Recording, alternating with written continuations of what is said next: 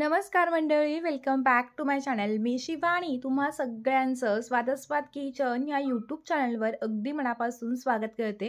तर आज आपण साबुदाणा जराही न भिजता महाशिवरात्रीसाठी मस्त अशी एक रेसिपी बनवतोय. तर त्यासाठी इथं बघा मी अर्धी वाटी इतके हे साबुदाणे घेतले. हे साबुदाणे आपण एका मिक्सरच्या भांड्यामध्ये घालून हे चांगलेसे बारीक करून घेणार आहोत. तर तुम्ही तर बघू शकताय साबुदाणे अगदी बारीक पीठ नाही होत, थोडेसे मोठे मोठे असे साबुदाणे ना खूप छान लागतात. तर अगदी छानपैकी असे मी बारीक करून घेतलेले आहे. तर आता हे आपण एका मोठ्या बाउलमध्ये काढून घेऊयात. ज्या वाटीने साबुदाणे घेतले म्हणजे जितके साबुदाणे तितकंच पाणी. आता आपण अर्धी वाटी साबुदाणे घेतले होते त्यामुळे मी अर्धी वाटी इतकं पाणी घेतलं. आता हे सगळं बघा चांगलं असं मिक्स करून घेणार आहोत. साबुदाणे जे आहेत ते पाणी जे आहे ते बऱ्यापैकी ओढून घेतात आणि याचं पाण्याचं प्रमाणही अगदी परफेक्ट आहे.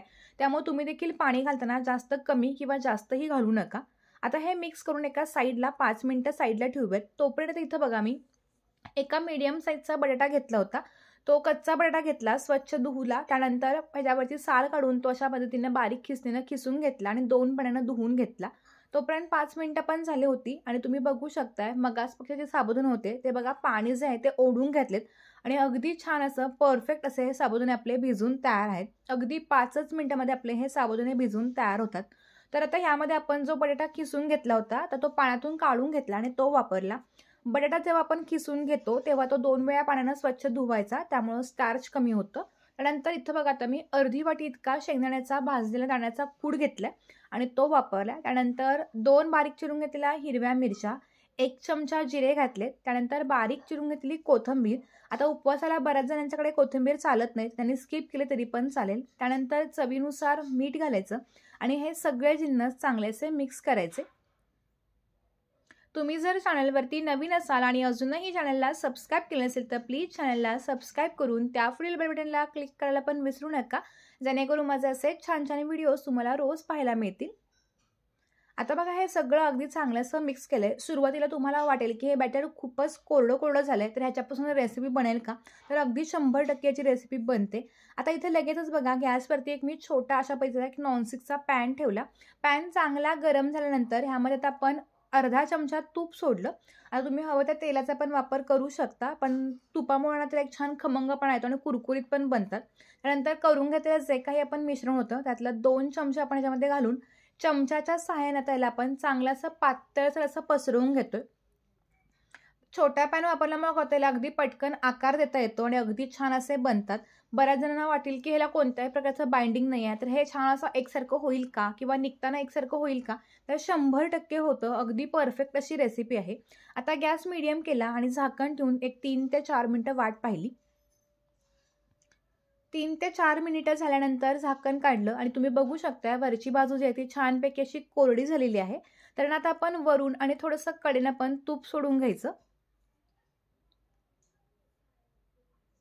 आपण ह्यामध्ये वापरलेला कोणताही पदार्थ जर तुम्ही उपवासाला खात नसाल तर तो तुम्ही स्किप पण करू शकता. आता बघा हे छानपैकी आता पलटवून घ्यायचं. हे जे थालीपीठ आहे ते अजिबात आपल्या पॅनला चिकटत नाही आणि तुम्ही बघू शकता ते किती कुरकुरीत असं झालेलं आहे.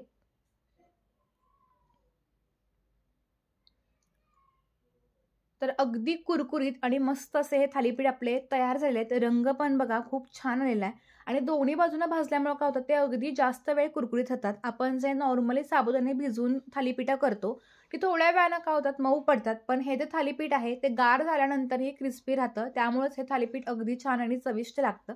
दोन्ही बाजूने छान भाजून झालंय. तर आता हे काढून घेऊयात. मी तुम्हाला आणखीन एक हे थालीपीठ बनवून दाखवते. पुन्हा पॅनमध्ये बघा थोडंसं तूप सोडलं. गॅस जो आहे तो मीडियम करायचा. तर आता बघा त्यानंतर जे बॅटर होतं ते 2 चमचे आपण ह्याच्यावरती पॅनमध्ये पसरवून घेणार आहोत. जर तुम्हाला ना हे थालीपीठ थोडे जाडसर आवडत असतील तुम्ही हे जाडसर पण पसरवू शकता. जरी हे थालीपीठ जाड जरी केले तरी ते तितकेच कुरकुरीत होतात. तुम्ही जाड करा, पातळ करा, कशाही पद्धतीने केलं ना तरी हे थालीपीठ अगदी कुरकुरीतच बनतात. बऱ्याच वेळा गडबडीच्या वेळी वगैरे आपला साबुदाणा भिजवायचा विसरून जातो किंवा अचानक जर जास्त आपल्याला काहीतरी पदार्थ बनवायचे असतील त्यावेळी साबुदाणा भिजवायला कमी पडतो. त्यावेळी तुम्ही आपण पटकन अशी ही उपवासाला ही रेसिपी करू शकतो. उद्या महाशिवरात्री आहे, तर त्यामुळे आपण ही पटकन अशी रेसिपी बनवू शकतो, जी अगदी काही मिनिटातच पण अगदी पोटभरेची, कमी तेलामध्ये किंवा कमी तुपामध्ये, कमी साहित्यामध्ये आणि अगदी झटकीपट कुरकुरीत अशी रेसिपी बनवून तयार होते. त्यामुळं या उपवासाला अशी एखादी वेगळी आणि भन्नाट रेसिपी करायला काहीच हरकत नाहीये. जर तुम्हाला छोटे-छोटे जरी बनवायचे असतील ना, तर तुम्ही एखादा मोठा तवा घेऊन त्याच्यावरती अगदी छोट्या-छोट्या आकाराचे पण म्हणजेच बटाटे वडे ज्या पद्धतीने असतात, तुम्ही त्या पद्धतीने थोडेसे चौकोनी किंवा चपट्या आकारामध्ये पण हे बनवू शकता. खूप छान आणि खूप मस्त वाटतात.